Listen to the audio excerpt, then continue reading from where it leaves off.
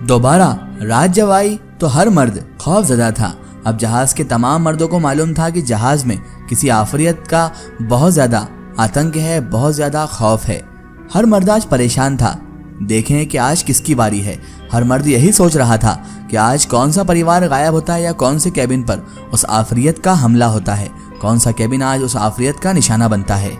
लेकिन रात के अब 2:30 बज चुके थे और अभी तक कोई भी वाकया पेश नहीं आया था। मेरी ड्यूटी आज पहली मंजिल पर थी।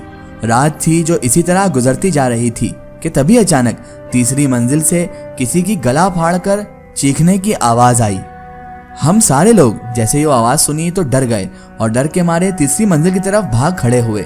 जब वहां पर पहुंचे तो आरिफ लोगों के हुजूम में खड़ा हुआ जोर जोर से चीख रहा था और थोड़ी देर बाद उसके तमाम मर्द हॉल के अंदर मौजूद थे, जिस हॉल में हमेशा इनकी मीटिंग होती थी, और आरिफ भी वहीं पर मौजूद था। तभी कप्तान अब्दुल्ला ने आरिफ से मुखातिब होकर कहा, हाँ बताओ आरिफ, क्या हुआ था और तुम इतना गला फाड़कर क्यों चीख रहे थे। आरिफ अब काफी हद तक संभल चुका था। कहने लगा, वो एक अजीब सी मखलूक थी, मैंने उसे अपनी आंखों से देखा था। तभी कप्तान अब्दुल्ला ने कहा, आरिफ इसे घुमा फिरा के बात मत करो, क्या हुआ था, हमें पूरा मामला तफसीर से समझाओ, सारी बातें एक एक करके बताओ। वो कोई कपड़े पहने हुए नहीं थी, जिस्म पर उसके जानवरों की तरह बाल थे। आरिफ ने अब बोलना शुरू किया था। उसकी आंखों में काली पुतलियां मौजूद नहीं थी, जो नॉर्मल इंसान की आंखों में होती है वैसी उसकी आंखें बिल्कुल नहीं थी। उसकी आंखें तो बिल्कुल सफेद थी, मानो कि उसमें पुतलियां हो ही ना। उसके सर पर 2 छोटे छोटे सींग थे और उसकी दुम भी मौजूद थी। वो अचानक ही ना जाने कहां से निकलकर मेरे सामने नमूदार हो गया था। जब मैंने उसे देखने के लिए टॉर्च की तो वो खौफजदा होकर भाग गई। आरिफ बहुत घबराया हुआ भी था और डरा हुआ भी था। उसने अपने टूटे फूटे लहजे में जो बताना था वो हम सबके सामने बता दिया था। तभी कप्तान अब्दुल्ला ने इन सारी बातों को समझकर अपना अंदाजा बयान किया। तो इसका मतलब है कि वो जो कोई भी मखलूक है वो रोशनी से डरती है, इसीलिए उसने कल रात तीसरी मंजिल पर उस बुढ़िया के कैबिन को छोड़कर सबको अपनी चपेट में ले लिया। क्योंकि उस बुढ़िया के कैबिन में लाइट जल रही थी, इसीलिए उसने उस कैबिन पर हमला नहीं किया। तभी हामिद बोल उठा, तो इसका मतलब है कि हमें अब रोशनी का ही सहारा लेना पड़ेगा। एक काम करते हैं, आज रात हम सब लोग हॉल में ही सोएंगे, लाइट्स ऑन करके। किसी को भी बाहर जाने की कोई इजाजत नहीं होगी, कोई भी बाहर नहीं जाएगा जब तक हम उसे इजाजत ना देंगे। हामिद की बात सुनकर मैंने कहा, तो ये सब कब तक चलता रहेगा, हम कब तक एक कमरे में बंद रहेंगे और हम कैसे एक कमरे में रह सकते हैं। हमें तो अपने जहाज की मंजिल का भी पता नहीं है, क्योंकि कप्तान साहब के मुताबिक हम तो रास्ता भटक चुके हैं। तो फिर हम कब तक इस कमरे में बंद रहेंगे, आज नहीं तो कल, कल नहीं तो परसों, कुछ दिन बाद जब हमारे खाने पीने का सामान खत्म हो जाएगा और हम बेसरो सामान हो जाएंगे और भूख की शिद्दत से जब हम यहाँ एड़िया रगड़ते होंगे तो उस आफियत का काम और ज्यादा आसान हो जाएगा। वो आफियत हमें फिर निशाना बना लेगी। तो ऐसी मौत मरने से अच्छा तो है कि हम खुलकर जीकर मौत मर जाएं। भूखे प्यासे अगर मरना ही है तो फिर ऐसे मरना बेहतर है ना। तभी हामिद चिढ़कर बोला, तो एक काम करो, अब तुम ही बताओ कि हम क्या करें। मैंने भी कह दिया कि हमें अब सबको मिलकर उस आफियत का मुकाबला करना पड़ेगा। मैंने उससे कहा कि अब जब हमको मालूम पड़ गया है कि वो आफियत, वो ताकत रोशनी से डरती है, तो अब हमें उसका मुकाबला करने में आसानी रहेगी। रही औरतों और बच्चों की बात, तो तमाम जहाज की औरतों और बच्चों को इस हॉल में बंद कर लाइट ऑन कर बाहर से बंद कर देते हैं, ताकि वो लोग तो कम से कम महफूज रहें। और वैसे भी अब तमाम जहाज को ही सूरत हाल का इल्म हो चुका है कि हमारे जहाज पर हम कितने ज्यादा खतरे में हैं। तभी कप्तान बोला, तो ठीक है, अब हमें रात का इंतजार करना होगा।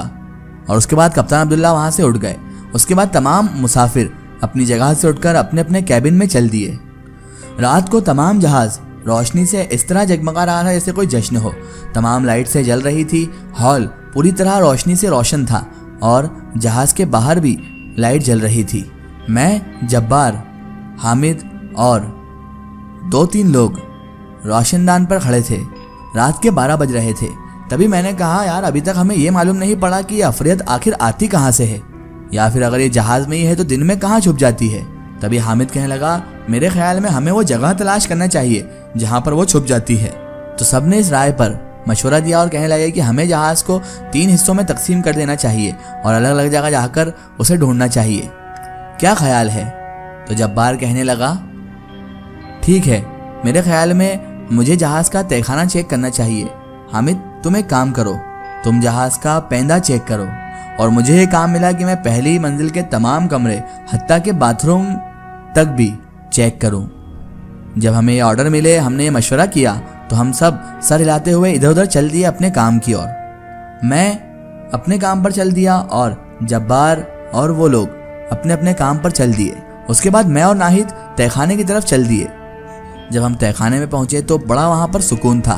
तहखाने में बहुत बड़ा अंधेरा था, लेकिन मेरे हाथ में टॉर्च मौजूद थी।